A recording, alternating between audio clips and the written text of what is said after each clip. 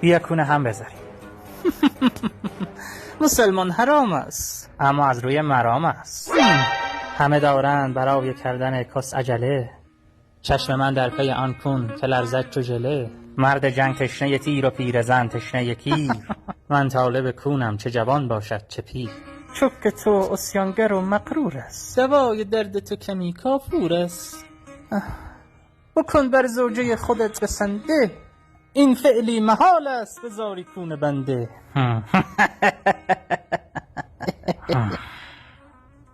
نمیتونی ندی، نوبتی کونه هم میذاریم بعدش خوش کردین.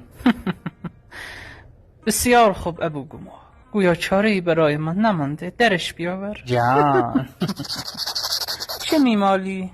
توف میزنم سرش دردت نگیره. اوه یس. اینا چیه این همه تو میزنی؟